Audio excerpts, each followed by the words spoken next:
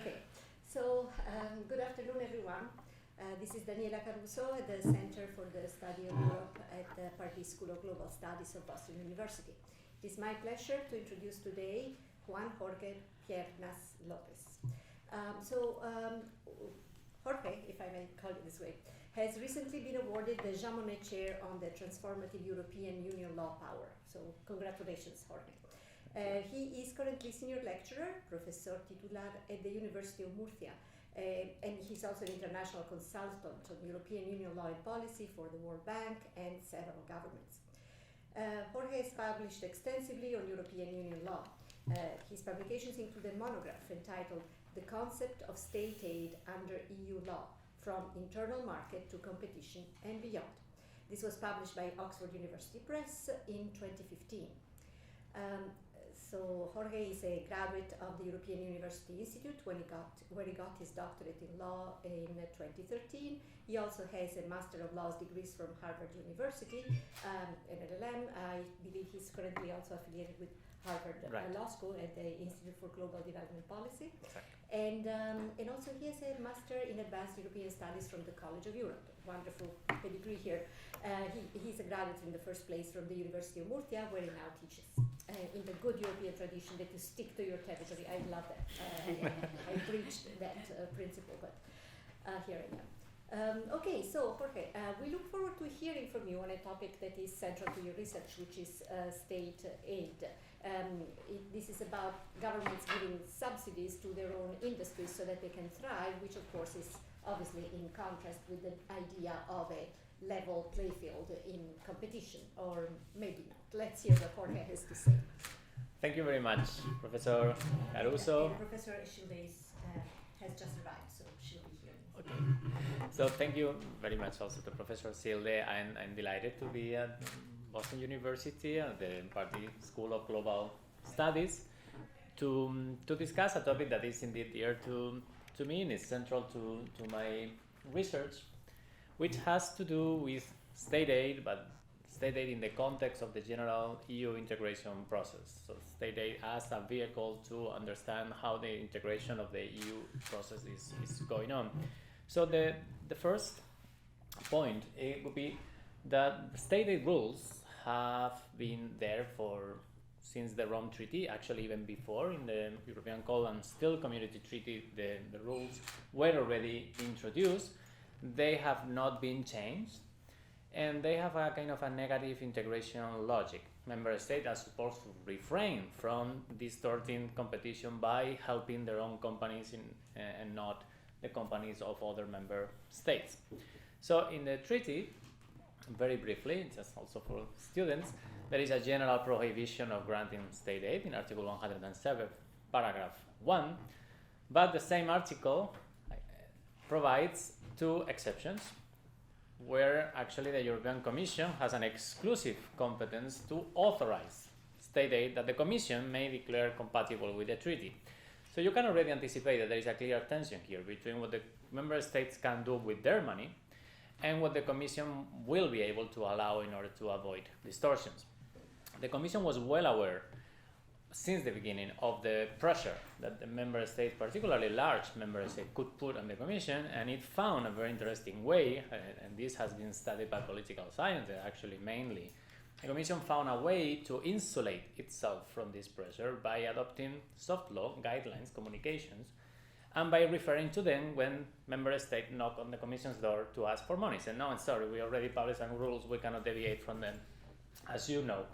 So state aid rules are very important in terms of crisis, or a priori they should be very important in terms of crisis, because as you know, when a crisis hit, both companies and citizens turn to their governments for protection, so the government want to protect, and what they do with what the governments do with their funding may distort competition. The Commission also kicks in. However, we know that in history it has not been the case. State aid rules have been ignored in terms of crisis. We can give as an example the 1973 crisis, when the Commission even adopted a communication saying no one is contacting us. So essentially the rules have been disregarded completely. The situation changed in 2008. 2008, the Commission had already established a good body of soft law, but also there was a regulation in place for state aid. So member states knew that state aid rules were now important, and yet the member state asked the Commission to suspend the rules, as it had been done before. There were several attempts by member states to say that the Commission should not apply the state aid rules during a crisis.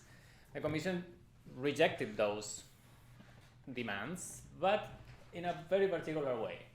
The Commission rejected it formally, but in practice, the way it has worked is very close to suspending the rules. Let me explain myself. The Commission has adopted a formula, a way of reacting to the crisis, which is, allows for a centralized and coordinated reaction of the crisis. That's why we say that the Commission is a crisis regulator. At the same time, the way in which this crisis has been reacted to shows that the Commission has been extremely flexible and extremely generous. How did the Commission do it? The Commission invoked an article that was never invoked before, twice only in the 1980s, Article 107, 3, paragraph B, which is EU officials used to refer to this provision as the nuclear bottom, the nuclear option. Why nuclear? Because essentially it allows member states to grant subsidies, to grant state aid, in order to deal with a serious disturbance of the economy. 2008, the financial crisis was considered a very serious disturbance of the economy, so the Commission used that. Then the Commission adopted, second part of this response was the adoption of a temporary framework, which, as you know, is a soft law instrument, so no binding rules. In principle, the Commission is just saying how the Commission is going to evaluate the proposals of aid that come from the member states.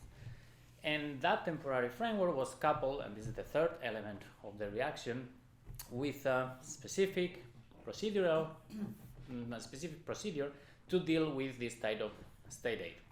The Commission was able to adopt decision in less than 24 hours, and that could only be done by limiting, of course, the procedural rights of the parties, by speeding everything, and also by allowing the Commissioner for Competition to adopt decisions not as a college, but individually as delegated by the College of Commissioners. This 2008 formula was celebrated by many, me included, at the time, because it was a way to react in a coordinated and relatively centralized fashion. And it was then repeated to deal with the COVID-19 crisis and the Ukrainian crisis more recently. It was certainly a way to deal. You may remember that in 2008, Ireland tried to go solo. Ireland tried to deal with the financial crisis by itself, and it was a disaster.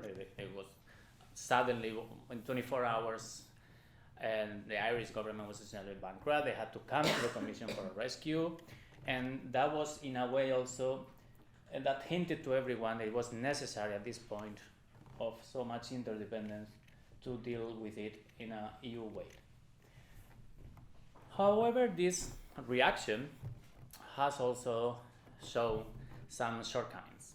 The European Court of Auditors, in an unprecedented report, pointed that the way in which this procedure, this crisis procedure, has unfolded, it has been problematic. It's not very transparent, and it has led to some procedural issues which are not in compliance with the general regulations for procedure of state aid. More importantly, in my view, the Court of Auditors pointed to a significant issue, is that temporary rules become permanent. And we have, at the beginning, they were supposed to be temporary, flexible, and for a very limited time. However, more than 10 years after the adoption of the 2013 banking regulation, we still have the regulation in place. So the Court of Auditors pointed to the risk of having temporary rules becoming permanent. I always make the joke in this regard that, as you know, the EU institutions were temporarily placed in Brussels in the 50s, and we still have them there. And they were only back legally by the Lisbon Treaty. So the second problem, which I think is more serious, is that the temporary frameworks based on this exceptional provision, the nuclear provision, are extremely generous. They allow essentially significant amount of aid be granted to individual undertakings, 2 million euros per undertaking, which is like 10 times more than what they can receive in normal times. And we also have to look at the situation that these are cumulative temporary frame of financial crisis, then the COVID-19, then the Ukrainian crisis. And there is another element that sometimes is overlooked. By allowing member states to give state aid, even though the Commission allows everyone to give state aid, we should not overlook the fact that not all member states can actually grant state aid. So when you allow everyone to do that, you are not really doing the same thing for everyone, because not everyone will be able to really channel national funds to help their companies. The only way, actually, and that's why originally it was a negative integration issue, the only way to equalize everyone is by not allowing anyone to give state aid. When you allow everyone, rich member states will be able to protect their companies more than not poorer member states. In this context, the situation has been, or the problem has been, in my view, aggravated, exacerbated by the General Court ruling in the COVID-19 related Ryanair cases, where essentially Ryanair was complaining that France and Sweden were granting state aid and were giving aid schemes approved by the European Commission, and those schemes said clearly that the money was for French and Swedish companies, not for any other EU member state company active in those markets. Ryanair thought that it was a clear discrimination.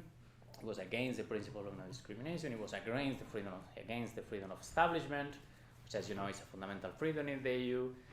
But the General Court ratified the Commission decision and said that it wasn't really about that we are in a very exceptional circumstance, and there were reasons why France and Sweden could limit the state aid to their, let's say, companies.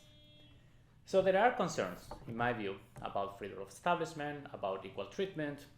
There are also concerns about economic, social, and territorial cohesion, which, as you know, are objectives both in the Treaty on European Union, Article 3, but also in Article 174, which is the article that allows for regional aid, for instance, which clearly says that economic, social, and territorial cohesion should be a goal for all the activities of the Union. So in this context, and trying to be very brief so that we have more time for the discussion, what is really the role of state aid?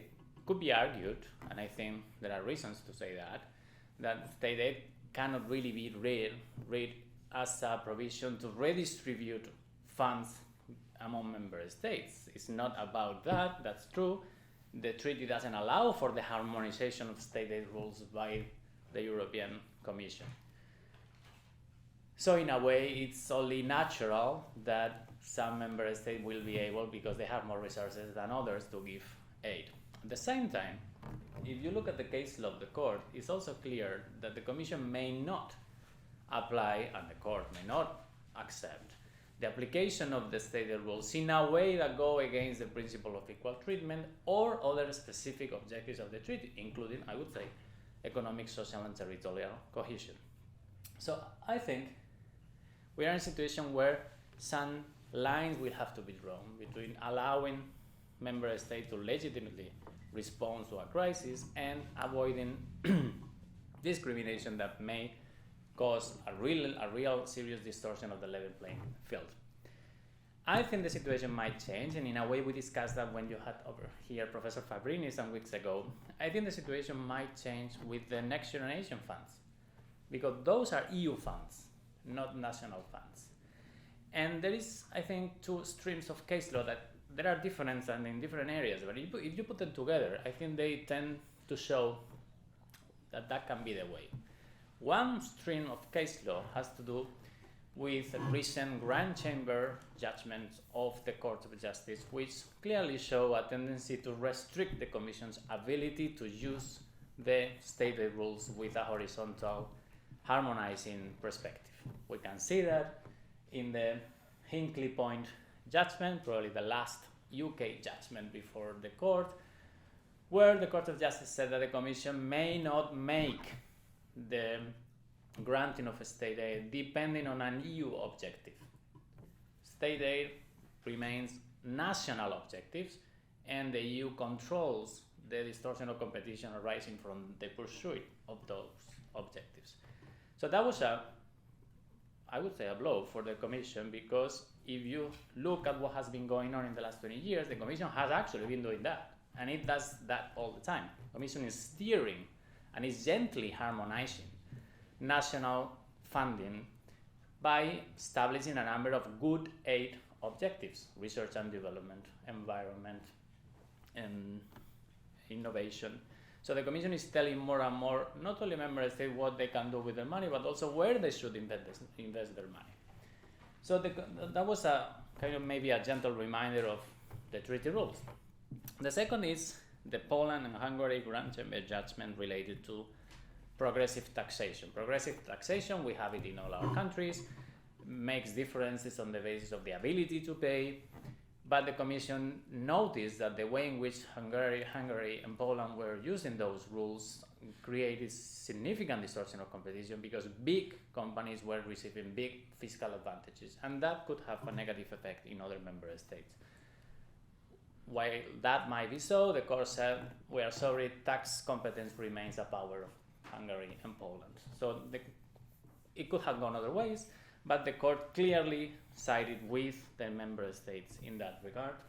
More recently, last week or 2 weeks ago, in the famous tax rulings cases, the court, again in this case reversing a judgment of the General Court, sided with Fiat, sided with the view that member states may use tax rulings within their tax policy, tax competence, to accept APAs and other tax arrangements, even though they may be distorted, but that doesn't necessarily mean that they are state aid all the time. So there is a restriction as to what the Commission seems to be able to do with state aid. On the other hand, there is an opening for the recent case law, in the recent case law of the court, related to the principle of solidarity using the EU budget.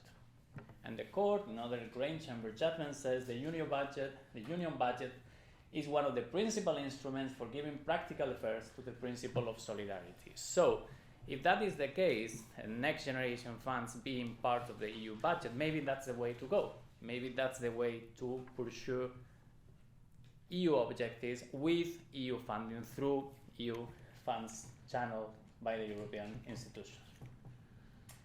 And let me talk finally about another crisis, a more recent one, and a different one rather than more recent, which is, maybe we could call it the crisis of multilateralism. In February 19th February 2019, France and Germany, in quite an unprecedented move, issue a manifesto, they call it like that, an industrial policy manifesto, essentially saying that the Commission should do something about what's going on globally. Chinese companies receive subsidies, US companies receive subsidies, Indian companies receive subsidies, but the claim was, it's not totally accurate in my view, the claim was EU companies do not receive subsidies, so they cannot really compete globally. So there was a threat, let's call it like that, clearly by saying that a right of appeal to the Council, where only the member states sit, as you know, could be adopted to override decisions of the European Commission dealing with competition state aid. So the member states, and two powerful member states, were telling the Commission, either you do something or we will do something, even overriding your Commission decision. As you know, this was in the aftermath of the Siemens-Alstom failed merger that was very criticized because the Commission stepped in the way of creating a European champion in the field of Siemens and Alstom energy and trade and so on. So the Commission, actually the member state didn't have to create that appeal. That it's in the treaty, Article 108, paragraph 2, allows the Council to override Commission decisions. So it was maybe just a reminder that they already have that, but they have never used it. So what was the reaction this time? The reaction was heralded or opened by the European Council that tasked the European Commission the week after that manifesto with doing something about global subsidies. The Commission very quickly put together a white paper giving different options, one of them being the adoption of a foreign subsidies regulation. It was the policy chosen, and in May 2021 the Commission proposed the foreign subsidies regulation on a dual legal basis. Article 114, harmonization, as you know, and 207, trade policy, as you also know. We could talk about whether that was the right real basis, but in any case, on the last day of the French presidency, in June 2022, there was a political agreement. So you that have studied the legislative ordinary procedure, you know, this is extremely quick, 1 year and 1 month between the proposal and the approval. This was actually ratified in November, 28th of November, there was the formal adoption. It will enter into force in the following days, 20 days after publication, but the obligations of it will only enter into force in 6 months, for some of them in 9th month for the rest. So this new regulation grants the European Commission 3 new tools that it didn't have. First, the European Commission will be able to investigate mergers between companies, EU companies and non-EU companies, that involve subsidies that may have been granted to the non-EU company or to the EU company by a non-EU member state, by a third party. The Commission will also be able to scrutinize public procurement bids where there might be a public subsidy coming from a third country. And the Commission, this is the third element, which is the most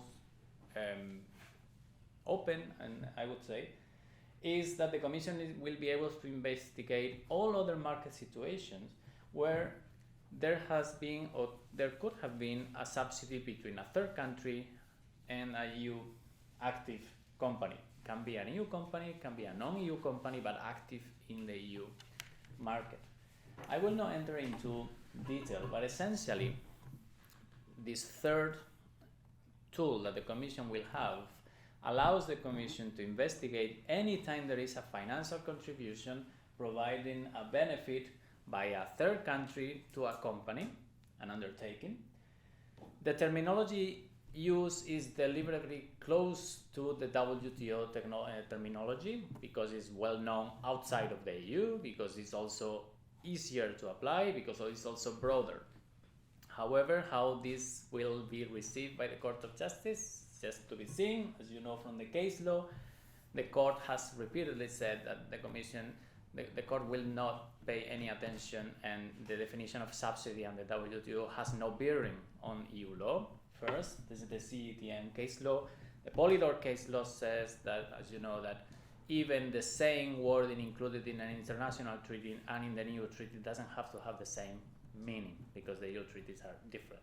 So it remains to be seen how the Court will react to that. In any case, if there is a financial constitution that distorts or is liable to distort competition, the Commission will have to carry out a balancing test between the positive effects of the aid and the negative effects of the aid. This is all routinary and normal when we talk about EU state aid. How is the Commission going to do that with subsidies granted by China or by Qatar or by the US? What are the positive effects?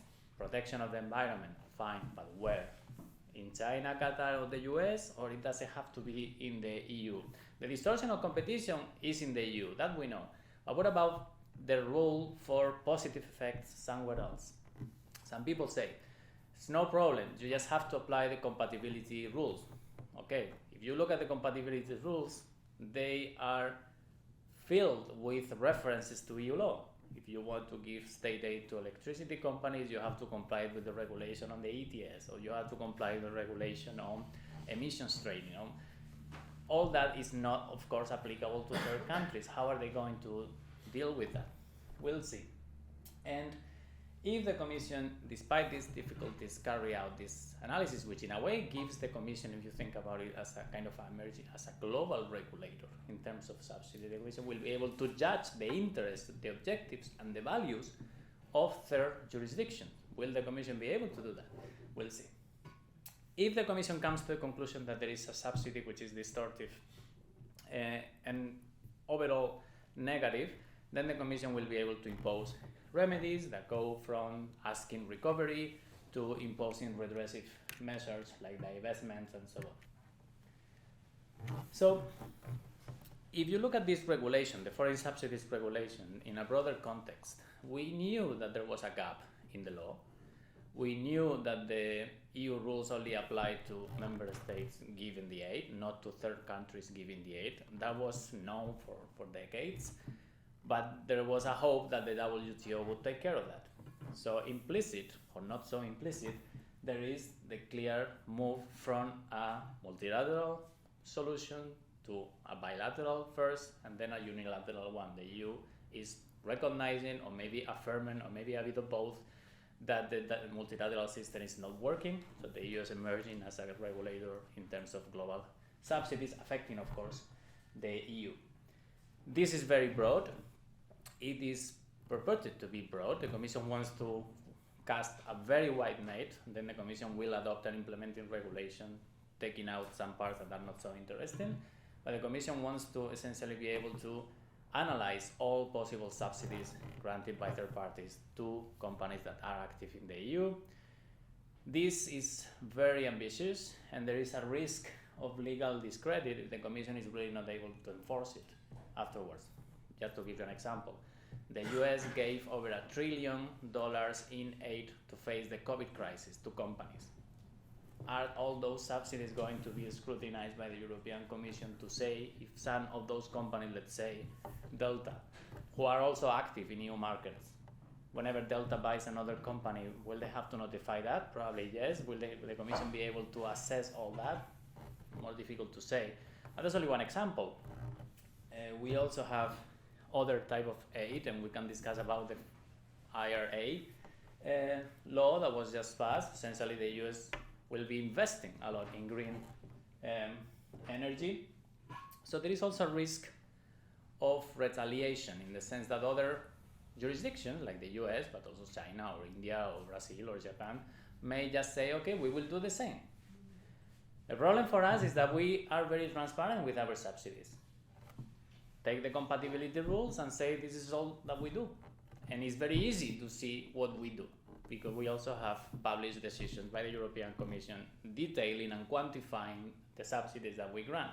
If they want to do the same, we will maybe have to accept it. Or are we going to say that yes, we can give subsidies to protect the environment, but others cannot give the same subsidies to protect the environment? The risk of discrimination is very high. Finally, who are going to be the customers of this regulation? Originally, it was thought, or many people said, well, Chinese companies. But Chinese companies or Chinese state companies invest relatively little in the EU internal market.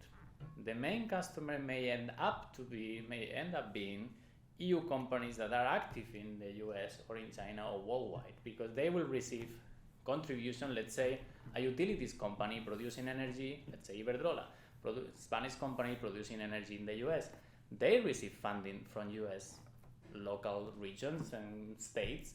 Will they have to notify that as a contribution coming from a third country? Probably yes, under the regulation as it stands now. So we'll see how this evolves. And just a very final thought. State aid is a very powerful political tool to attain objectives. You want to protect the environment, you want to foster employment, you want to foster regional development, you can use state aid.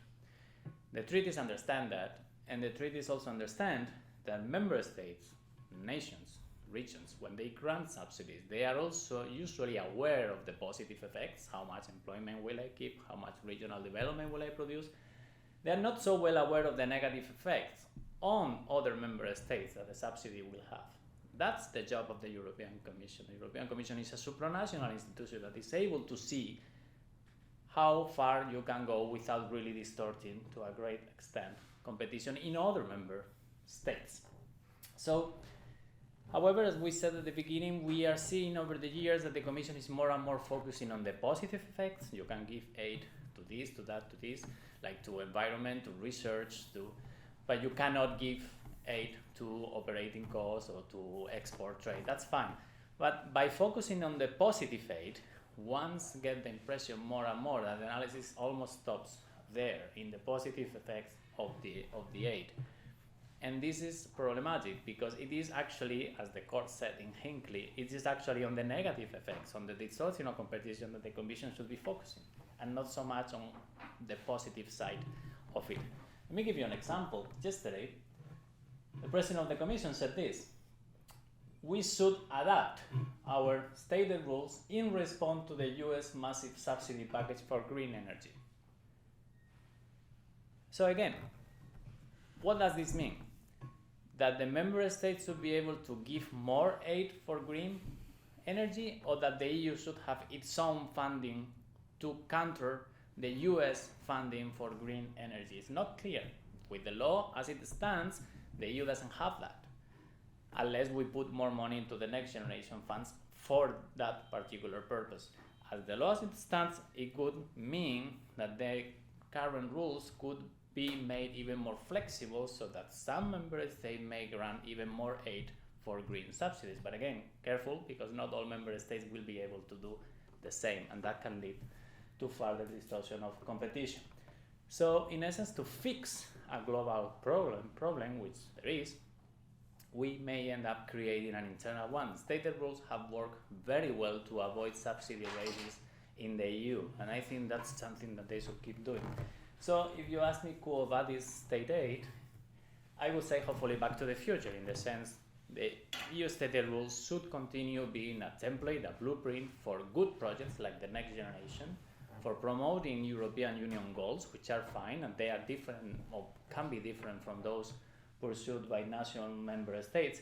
But I think it's important not to lose sight of the rationale, why are these rules there, what is their role, and to stick in part also to that.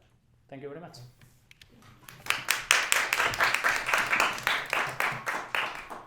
Well, this is very, very rich.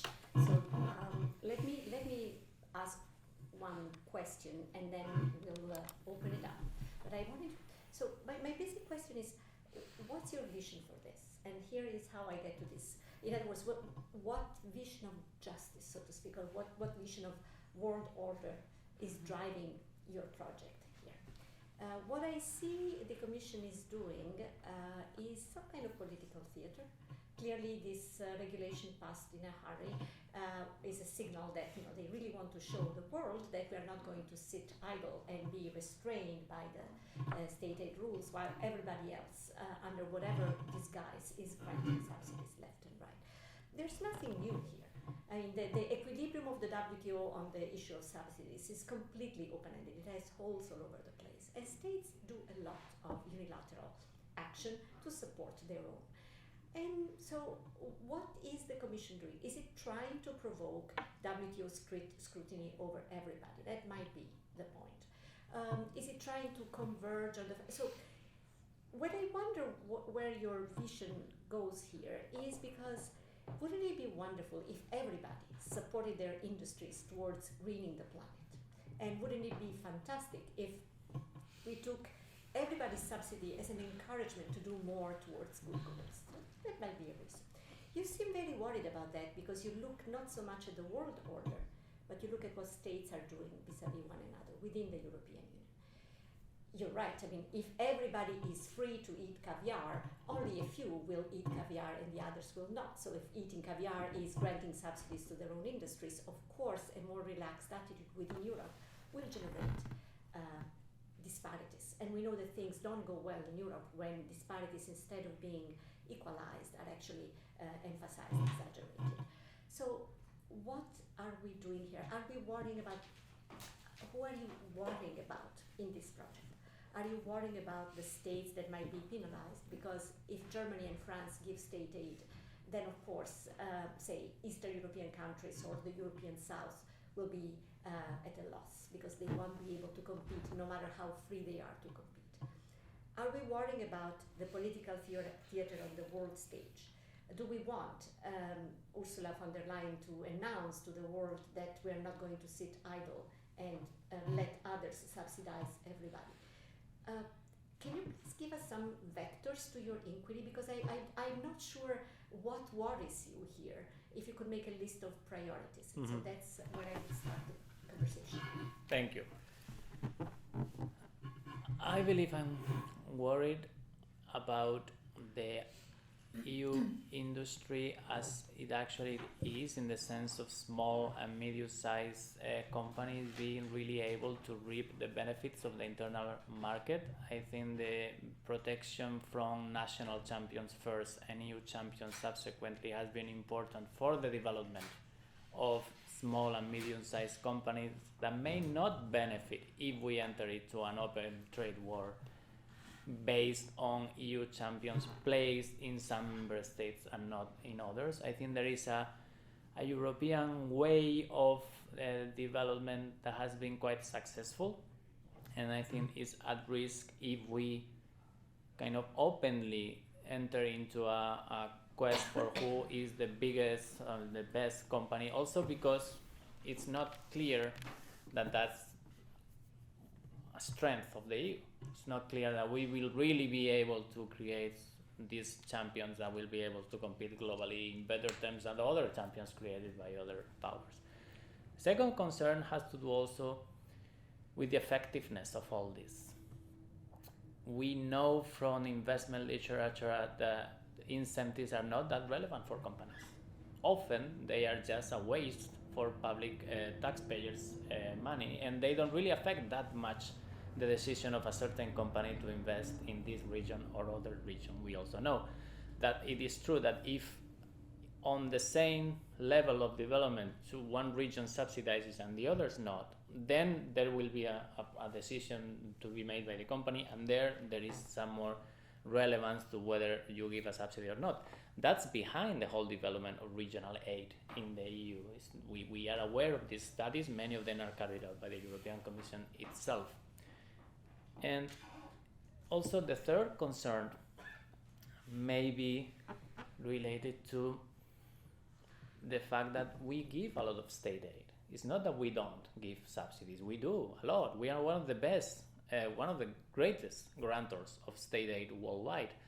Only that we do it in a transparent manner through procedures, through an intelligent, I would say, way of avoiding waste subsidies, like focusing on eligible costs. You can subsidize this but not that. You should not be paying the water and the electricity with our money. You should be contributing to an investment where we'll give you some percentage of the investment, but you have to cover the rest. So there are some rules that are good in general and make sense in general, and we have them. And the fourth is, we have already had this debate in the past, as you said, and there are provisions in the EU regulation state aid which refer to matching clause, matching aid. If a competitor knows that, let's say, China has given a certain subsidy for a public bid, and because of that subsidy, the company is going to win the bid, there are provisions in the EU regulation that allow for matching aid. We are able to match that and give the same, never used, because it's not that easy to really identify, was this really the cohesion, was it something else, was it the environment, was it the people you can employ. It's so to give you a short answer, I understand the political move. I understand that the EU must do something about what the EU considers unfair. I understand that the WTO is not working that well. There is in the regulation, the foreign subsidies regulation, a provision that says that if there is a multilateral agreement on this, the EU will abrogate the derogation, which is good. But there seems to be also this idea of, if we do this, maybe we get to a better multilateral system. Maybe that's a possibility.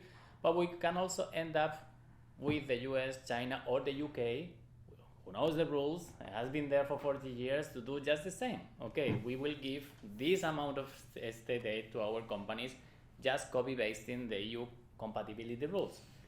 And what can we do about that? Nothing, because it would be completely discriminatory to tackle their subsidies and not our subsidies. So those are my worries. Okay, great. So let me open it up. I think I see that Kaya wants to step in. I'm sure she has a lot to say. Thank you so much for a fascinating talk, and I apologize for coming a little bit late, and everything's overscheduled right now. I'm backed up to right exactly the time of everything else. So I have a big picture question. I really learned a lot right now about and I feel like I have a lot more expertise about the nuances of the law around here and the innovations and the wiggle room, in terms of our interpretation and precedence and practice. I want to zoom back out to a big picture, historical, philosophical, political economy question. It really amplifies what Danielle also just asked. And that is, so I'm going to make a series of 3 or 4 observations and then ask you a question. So an observation that I have from the last 40 years globally in terms of what a state can do in its industrial policy is that, there used to be developmental states. Political economists consider picking winners and losers to have been key critical junctures in positive state development. Whether it was Germany and railroads, England and fabrics. Yes, exactly. And my brain is a little bit dropping out here and there. Or whether it's East Asian states and their developmental state model. And so there used to be, in both practice and theory, consensus that was a legitimate path, kind of prior to W2 era rules and, Washington Consensus and neoliberalism, that all that had to be stopped, essentially. Anything at that, any state aid that was dramatic, and were extremely market altering was negative and was not a best practice. What's interesting is you have not just like the leftists, in this area now coming back in, talking about, COVID, talking about major challenges, talking about especially Green New Deals or global Green New Deals and how to do this. And a lot of the political economy discourse at a very big picture level is that it's going to go well and above and beyond any parameters of legal state aid that exist right now. So it's going to look like the IRA, but much bigger. And so then the question is, how could Europe find itself in this place where everyone's just policing each other on these smaller parameters and missing the boat entirely, that state aid will have to be qualitatively different, and that it would probably have to be at the European level. And so that would then lead us to the fact that it has to be at the EU level. It has to be at the EU level, otherwise we have a coordination problem, we have a distortion problem. So if one were to take this seriously, it would be to acknowledge that the Next Gen Fund is where things are going to be, that the zeros are going to be dramatically different here, and that regulation would have to be developed to protect small and medium enterprises across Europe. And so I guess my question is, where do you see the path of that being possible, A, within the current conditions, or is it not a question of legal interpretation? And is it a constitutional moment, basically, that would require that? Or do you see informal paths to that mechanism? And then if you see informal paths to that mechanism of Next Gen getting turned into picking winners and losers across the entire European market, what about politics? Because this picking winners and losers, even when it is a political question, it is a political question that requires some form of legitimate democratic input that is accepted across the population. And when I say political, I don't mean corrupt. You know what I mean? You can have wonderful technocratic process for identifying transparency and everything, but it still has to be political to be legitimate, because there still will be winners picked and implicitly losers. So it's like the big picture, conceptual, messy question. No, I thank you very much. I think the way forward, in my view, is the Next Gen. Is the way forward is to have a real EU industrial policy. Mm-hmm. I agree that we are in a multipolar world where everyone is going to be doing that, and we want to be there too. The question is how, and I think stated rules can help to create the necessity to do that, but only if we apply them. If we don't, then we don't need the other thing. If we apply stated rule to the full extent, then we are not able to compete with these massive subsidies. But if we leave member states to do it, Germany, France, and others may have the resources to think that can go solo. And I don't think that's a good idea. Not for them, not for the EU. I think it would be better to have an industrial policy. You can tell that there is a big debate within the Commission. You had yesterday the French Breton commissioner saying we should have an industrial policy and we should react with state aid. And you have Commissioner Vestager saying no, we should apply our rules, stick to our model, which is a successful one, and I think this is right too. I think they are both a bit right in this. And so the way forward, in my view, would be to really say, okay, let's assume that we are a block of 27, that we are stronger together, and we can put, and maybe we will have to identify who can be our winners, but let's do it this way. Because otherwise you can disrupt something that has, I think, worked relatively well, which is to have to avoid subsidy wars in the EU. We don't have those scandals that there are many places, including in the US, like, you know, the Amazon warehouse has hosted the state of this, or the Boeing company has costed the US so much for attraction from Idaho to Wyoming. We don't have that, and that's a good thing, because that's waste taxpayers' money. So let's, I think, keep what has worked and try to go where we have to go through the next gen, and this kind of EU-wide approach to policy, which I think is a good one. That would be my suggestion. It also happens in security policy. Absolutely. If we are to have a credible security strategy, is by pooling resources, not only, but also by having a clear line of policy. Where do we want to go? Who is going to be doing what? We know already the figures, and certainly you much better than me, that we know that we invest a lot, but yet we are not such a powerful security player because it's completely disaggregated. Let's not do that also here, where as opposed to in security, here in the internal market policies, they go for majority voting. We are much more developed than in security policy because we don't have veto and so on. May I ask a similar question? I don't want to be aggressive, but do you think that the Commission or EU institutions would, if genuinely, and they are going to need to be having an industrial policy eventually, that I think that it's inevitable, in this world, in terms of order and strategy and crisis. Do you think that there need to be transparency reforms going along? You said that there weren't scandals like Amazon or Boeing, but there are scandals like Volkswagen and other influence scandals at the European Commission level that may not be about the common market, but maybe about other standards. And even without scandals, there's a lack of democratic transparency.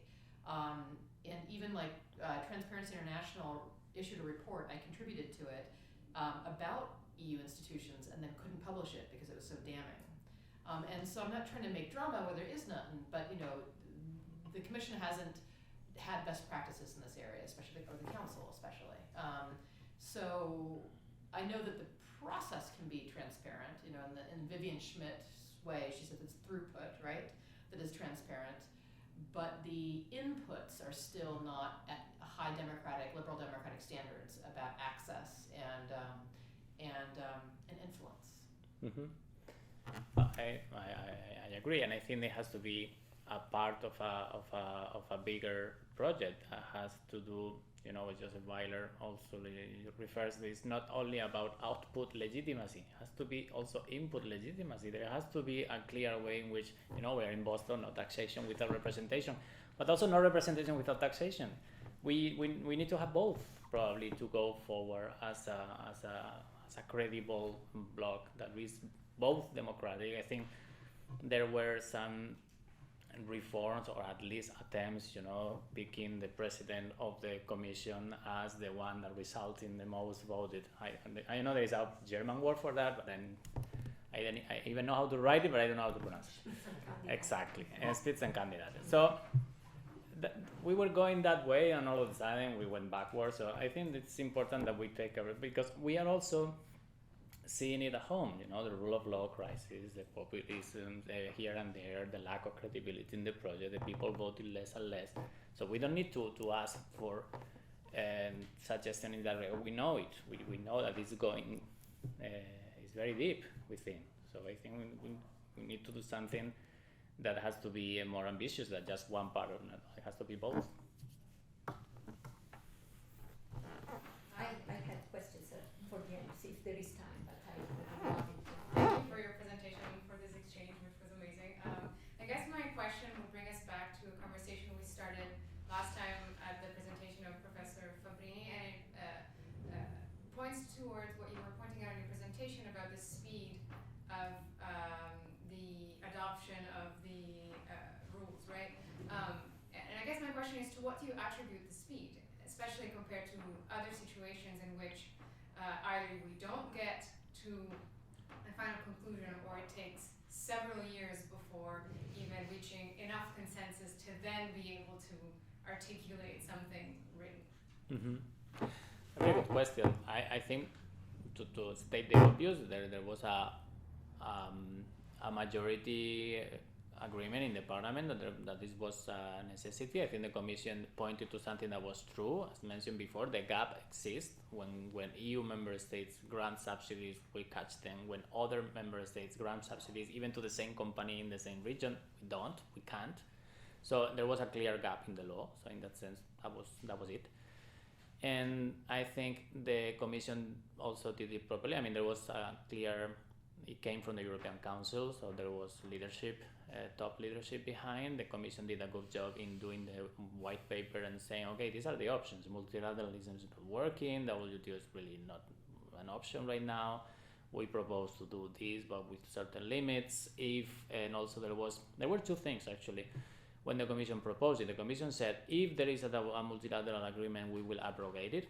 The second thing was, and that had been dropped, if the third country that we are analyzing establishes a system similar to our stated system, we will also suspend the application. But that has been dropped. So there seems to be less trust in our trading partners.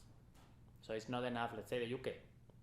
The UK will have a system which is similar to the EU system in state aid, with some differences, major differences, still a system. Before we wouldn't apply it to the UK, but now we do, because that has been dropped during the legislative procedure, one of the few things that have changed. So I think there was a gap in the law, I think there was leadership behind, and I think we are in a multipolar world in which it makes sense to say that we are also there and we will be able to act. I got this morning a call from a journalist asking whether the EU will react with this to the IRA. So it's already working in that sense. So the EU has a tool now that we can use. The answer is that no, because I mean this only applies to companies, not to states. This only applies to companies that are active in the EU, that have been receiving a financial contribution. It doesn't even apply now because it's not enforced yet for that reason. But it's not a tool that we're able to provide subsidies on an EU scale to counter the US subsidies. Not that would be a trade instrument, and we don't have that. But I guess it's also, just to go back, I think it's going to be also interesting to observe whether the speed and the joint will and consensus is fueled by is a reactionary process. So as a reaction, then we're faster in order to patch up something or to respond, or if the speed is actually a sign of what you're saying, and it's a change that the first step towards a certain change that we're going to see in the future. I think it's also part, and I didn't mention that before, but I think it's relevant. I think it's also part of this strategic autonomy logic that we are in, and the Parliament is very much into it. The Commission is into it. The Commission mentioned it in an annex to the foreign subsidy regulation that this is about strategic autonomy. So I think that together with the DMA, the DSA, there are a number of measures that are there making the case for the EU to be an active player in global relations, and I think there's one more from this angle. Thank you, Isabel. Any other question?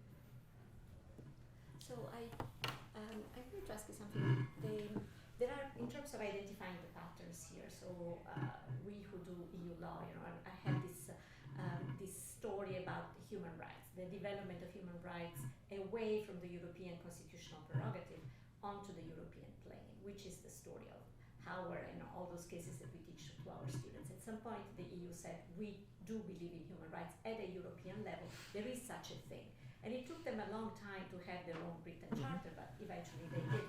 Even when they didn't, they said there is a European conception of human rights that is central and does not depend on the constitutional traditions, exclusively on the constitutional traditions of the member states. And then CADI came, that decision in which the European Court of Justice said, we do believe in this community of values that we share at European level, but we don't have to share a universalist vision of human rights, and internationalists shouldn't tell us what human rights is about as a concept. And so away from the member states' place onto the European level, but not necessarily, in fact, adamantly not a universalizing posture. So something like that is happening here. So Ursula von der Leyen is claiming the possibility at a European level to do industrial policy, to do subsidies. I was noticing that she talks about the European Sovereignty Fund. I'm not sure this is a technical thing yet, but she has used the words sovereignty now. This is the same move, right? So we see sovereignist movements at the level of the member states, and those are bad. The European Union clearly doesn't want those, so it's not, and must allow them insofar as they become political powers in government. But it's trying to make the point that sovereignist extremist moves are not welcome at the European Union level. And here is Europe itself saying we're going to use sovereignty as a tool, so bringing power to the center so that the center of the European Union can fight with more strength and authority on the international plane without necessarily sharing. We want to do, as you said, subsidies because we do them well, just we do human rights well. That's the rhetoric at the European level. And we do them better than others because we're transparent, because we're accountable, as you said. Can Europe pull it off on the international scale at this point? Do we have the stamina, the strength, the geopolitical power to do this? To say our subsidies are good and expect, for instance, that the WTO recognize that our transparency should be acknowledged and praised, while, say, the opacity of China Inc., the subsidization that happens in all sorts of ways through government powers is bad and should be penalized. Can we pull this off? Can the sovereignty at EU level, can the human rights at EU level, can the industrial policy at EU level really rise to a status of superiority on the international plane? Well, I certainly think that it counters what the EU has been doing for a long time. Multilateralism is an identity factor for the EU. It's not that it's one choice, in my view. It's in the treaties, by the way, no one talks about it. A commitment to the multilateral system is in the treaties, and yet, because the multilateral system is not working that well, we seem to be adopting our own part in the play by saying now we are going to do it also. I think we are not that good at doing that. I think Commissioner Vestager said it in a very provocative way. She said something like, let the Chinese be Chinese. I think she said something on Twitter or something like that, in the sense that everyone has its own strengths and shortcomings and so on. I think the EU has traditionally not been doing that in the global scale, and it has been doing kind of the contrary by promoting, at least through bilateral rules but also multilateral rules, this commitment to multilateralism. Even within the Commission, there are clear differences, as you know, strategic autonomy, which is sometimes called strategic sovereignty, more and more so. And strategic autonomy was strategic autonomy at the beginning, and then trade, apparently, rumor has it that imposed the open before, so now it's open strategic autonomy. because even within the commission are saying, really, are we going for this? Is this what we want? And so to answer your question, I think would be more coherent and more in line to what the EU has said and written in bilateral treaties and multilateral treaties, to try to keep being good at what we are good. And that, I think, it's important also to keep in mind, also strategically and in terms of in practical terms, one of the strengths, if not the main strength of the EU, is the internal market. That's what gives us a seat in the table. And when we talk to big tech, when we talk to anyone, we talk because we have almost 500 million customers behind our strong internal market. We don't want to lose that in order to enter into another debate that we don't know how it will go. So I think it's important to keep being strong and being open and multilateral. I understand that there is also some politics in it, and probably the Commission will have to play, is trying to play this political role of being a political constituency. But then going back to Professor Silde's comment, if the Commission is going to be so political, then maybe we should also revise how we elect the commissioners, the president of the Commission, the accountability of the European Parliament to the Commission, because there is also, as you know, another line of literature that shows that the Commission has been failing to enforce EU law lately. So there are less and less infringement procedures. Apparently last year only 2. So the Commission is both, as you know, the political promoter, it has the right of initiative, but the Commission is also the watchdog of EU law. And I think this second part of the story is going down and down, and the first part is going up and up. So I think we need to be attentive to that, because the Commission is supposed to be doing both roles, and it's good and nice that the Commission, I think it's good to impose, for instance, rules on big tech and to have some rules on what's going on, disinformation and all that. I think it's good that the Commission, precisely because it has the power of the internal market, is able to impose those rules. But if we lose that power of the internal market by creating a number of champions and distorting the cohesion and the competition within the internal market, I think it will also impinge upon our possibility to really have a say in the other debate, the global one.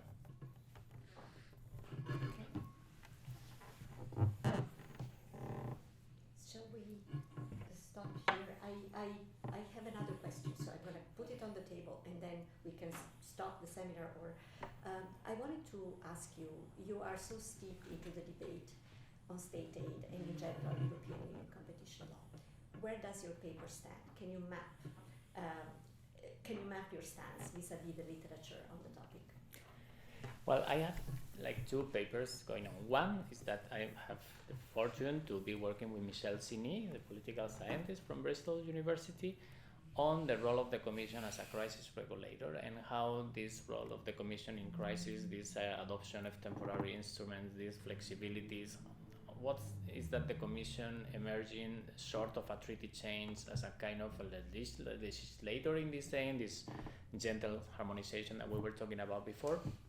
So that's one thing, and we have to send it, I think, by the 18th of January.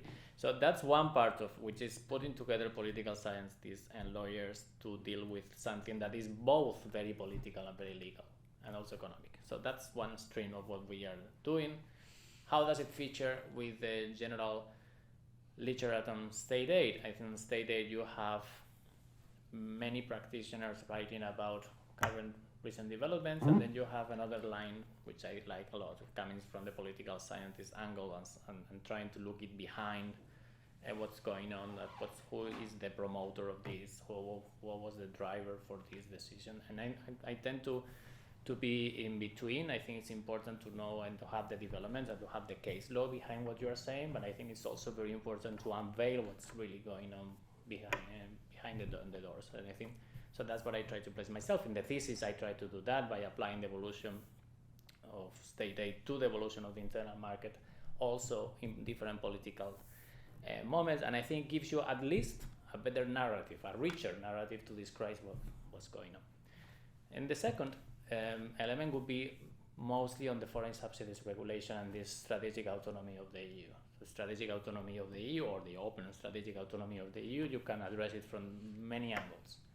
I think this can be an angle which is interesting because it emerges from something very European, the stated system, which is not as such replicated anywhere else, to do something which is not that European, like subsidies or trade, which everyone has and does. So I think it's a good way of saying, okay, how far can we go without really missing the essence of what we do? So that's the other stream of what I'm trying to do. That's very interesting. So you do believe that there is an extra element in European state aid policy that should be kept at the core, whatever it projects on the international. Well, the state aid rules were in a way an imposition of like the competition rules at the beginning of this of the main donors, the US behind, but also the framers realized that if you don't have a control over what public distortions member states can introduce, even if, and precisely because we will be dismantling the obstacles to free movement, once we don't have any obstacles to free movement like tariffs and so on, then we will have a single market, and in that market any distortion, any public distortion will be heavily felt. So that idea remains today. I think more and more we have less and less obstacles to trade, then we share a single market, the same in principle, so this distortion have to be avoided. I think that worked very well, and I know it has been tried. I mean, some states have tried to do something similar, Canada in the 80s and 90s in a different way, but the idea, I think, remains a good one. So I think we should try to keep that part that works and do something more ambitious through the next gen or something similar to deal with other issues that we have. Wonderful. To be continued. So thank you so much. Thank you.